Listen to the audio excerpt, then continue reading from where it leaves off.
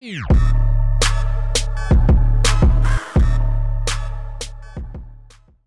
yo, what's up and welcome. I'm the one and only West Coast King, and we are back at it again talking United States national team. It's been a while since we've actually talked about the national team here, and we just wrapped up a really big round of World Cup qualifications. So heading into these World Cup qualifiers, the United States were behind the 8 ball a little bit, obviously. I mean, they got off to a slow start in their group, in the hexagonal.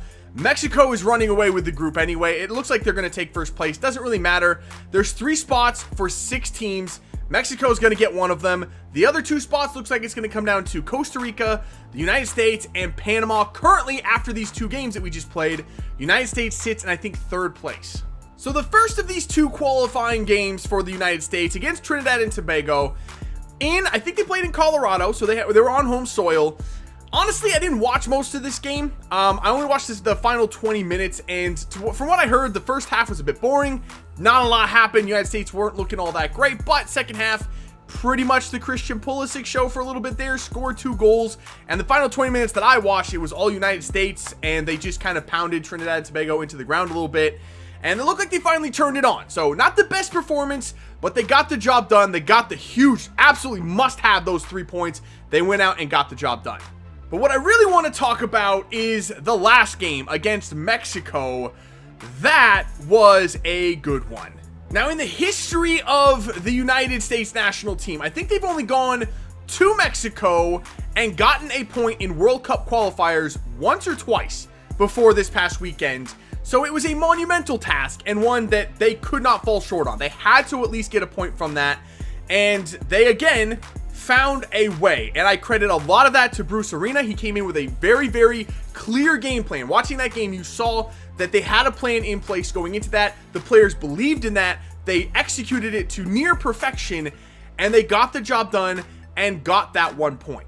Now, it may seem odd to really pinpoint the whole game planning aspect of it, but if you go back to the Jurgen Klinsmann era, that was something I thought he struggled with mightily. And there were some times in some of these games, especially in the Gold Cup, one sticks in my mind particular. It was when they were playing Jamaica in the Gold Cup.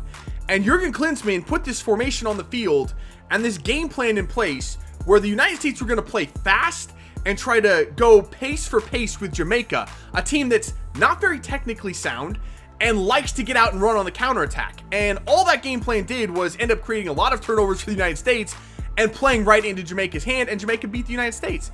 Never should have happened. Never should have happened. It was the completely wrong game plan, and it was because of that type of result and coaching strategy that I think the players started to lose faith in Klinsmann a little bit. So I was really happy to see that the players believed in Bruce Arena, and Bruce Arena did not disappoint. Now, the game overall was pretty interesting. I'd say for the first 15 minutes, the United States were probably the better team. They were on the front foot, and Michael Bradley got them going right off the bat. In the 6th minute, playing a little bit of a high press, gets the turnover just on the other side of the midway line, takes a touch to control it, and just puts a beautifully lofted ball over Ochoa and into the back of the net from probably 40 yards. Probably going to be the best goal that Michael Bradley ever scores for club or country. It was an absolute worldie, and I was stunned that he hit that. Not really a goal scorer, Michael Bradley. I mean, I've seen him in the World Cup miss goals from point blank range, hitting it right at the only player on the line, and from somehow 40 yards, Bradley delivers an absolute dime into the back of the net. But to be fair, that's kind of what Michael Bradley's known for, is hitting those long balls, usually passes to players, and unleashing them and letting them go forward. This time, a little bit different strategy for him. He unleashed the ball, but right into the back of the net. Maybe he should take some more long shots, because that was absolutely beautiful. And later in the game, I think in the second half, he had another long shot that crashed off the post and was very nearly the second goal for the United States. So Michael Bradley, offensively, not really know what he's known for, but offensively had a great game. Now, after those first 15 minutes, pretty much all Mexico for the rest of the game, but that looked to be kind of the game plan.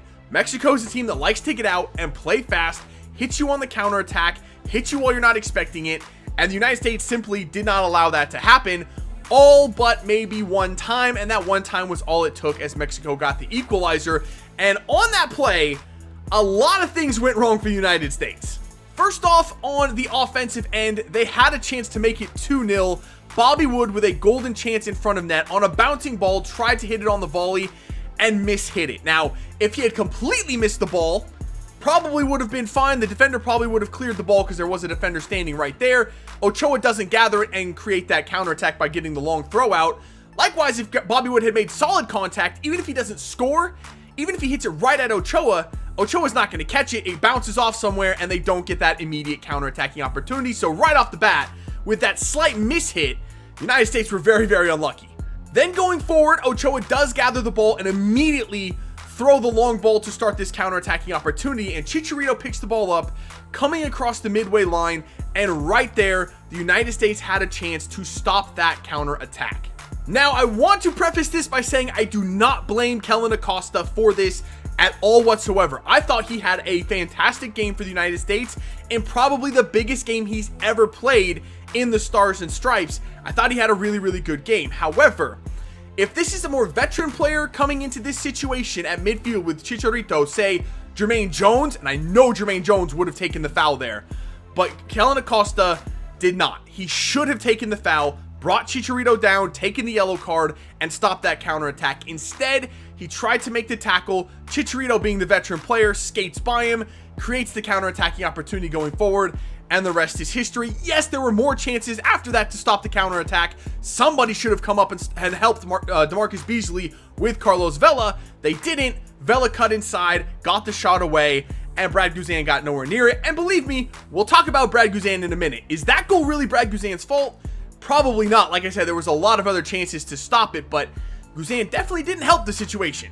So like I said, the remainder of the game was pretty much all Mexico, but there were some bright spots for the United States. I thought in particular, Jeff Cameron played very, very, very well in that 5-man defense. He was fantastic, stopping a lot of shots, stopping a lot of crosses, interrupting play for Mexico on a number of occasions. He was very, very good. Probably man of the match for the United States in that one. And the other player I gotta shout out, and I know what you're thinking, you're talking about your boy here, right? You're playing favorites, but I have to recognize DeAndre Yedlin for what he's done for what he did in that game. I haven't seen DeAndre Yedlin play a game for nearly a full year. He's been at Newcastle, his new club, playing in the championship. I have no way to watch that. I can't. I was very disappointed. I'm glad Newcastle's back in the Prem so I can see him play again. But what that did give me was a very, very good perspective of where he was compared to now where he is, and he's still growing. He's still improving. He was fantastic in that match. He set the tone early with Irving Lozano, and you know I like Irving Lozano. Fantastic young player for Mexico, but he set the tone early. Fouled him, let him know he was there, and let him know he's not going anywhere. He's got him in his back pocket, and he put him in his back pocket. Lozano did nothing all match, at least not going up the left-hand side. Later, he moved over to the right as Mexico brought on Aquino, and Aquino did nothing. Literally, every player that picked up the ball on that left wing for Mexico going one-on-one with DeAndre Yedlin, Yedlin shut him down. Absolutely stone cold, blocked at nearly every cross, stopped every one-on-one dribble. DeAndre Yedlin shut Mexico's left wing down. They got absolutely nothing from that side the entire game.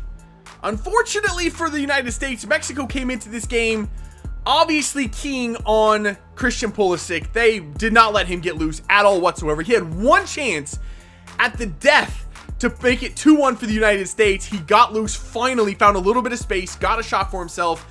Unfortunately put the shot wide, and that's probably going to happen when you don't touch the ball for nearly 90 minutes of a game. He just was not fresh at that point, a little bit rusty, not having played himself into the game at all. So credit to Mexico for recognizing Pulisic as the danger man and absolutely shutting him down. I was a little disappointed I couldn't see Pulisic at his full strength, but when there's not a lot else being created from anywhere else on the pitch for the United States, teams are going to be able to do that to Christian Pulisic. So they definitely need to find some other way to create things offensively outside of the young winger for the United States. Now, the other thing I was very, very disappointed in was not even just that Brad Guzan started this game. At this point, I have to question why Brad Guzan's even in the team. He's coming off of not just one bad year at his club. He was the goalkeeper for Middlesbrough this past season, and he was horrific. I mean, who gets nutmegged 3 times in a single game and gives up 3 goals through his legs? How does one even do that, much less then get selected for a national team? I don't know. But the year before that, he was the goalkeeper for Aston Villa that finished last place in the league and got relegated in a record-breaking bad performance all year for them. I don't know why he's still getting selected for the national team. I think it's one of those situations where he's just always there, so he always gets selected no matter what. I think it's time to seriously take a look at the selection of Brad Guzan and start giving other players a chance. I mean, this game in Mexico at the Azteca, that screams for Tim Howard. And I don't think I'd put anyone else in there other than Tim Howard. He's the only one I would trust probably in that situation. I don't know what the reason was for Brad Guzan starting that game, but he definitely should not have been there. He didn't get close to anything. Honestly, in that game, there was one shot that was actually on target and was dangerous, and it was the Carlos Vela shot. He was nowhere near it. There was another shot before that that went just wide of the post. He was nowhere near that. And on the free kick from Moreno in the second half, he was nowhere near that either. That crashed off the crossbar. Very nearly could have made it 2-1 for Mexico. He was nowhere near any shots. Nowhere near. And I don't understand. I don't rate Brad Guzan as a goalkeeper for the United States. I'm not even sure how good he's going to do for Atlanta United in the MLS at this point. I think his time has passed, and we have to start looking at other options for the United States, whether it is Bill Hamid, who I think was there. Tim Howard I know was there, but I'm not talking about Tim Howard. Maybe I really liked Klinsmann for the under-20s in the World Cup, in the under-20 World Cup. You gotta look at Klinsmann at goalkeeper. He had one of the best performances I've ever seen for a United States goalkeeper against Venezuela. I think he deserves a shot in the senior team, honestly. He was that good. He impressed me that much. So where does this leave the United States in World Cup qualifying? Well, Mexico is out in front, like I said, in the Hex. 14 points. That's 6 more than any other team. We're tied with Costa Rica currently on 8 points in second place. Technically, Costa Rica's in second on goal difference. They have a +5. I think the United States have +4. So we're right there. However, Costa Rica still has a game to play this week. They play tomorrow. Actually, that will be tonight now that when this is going out, it's confusing.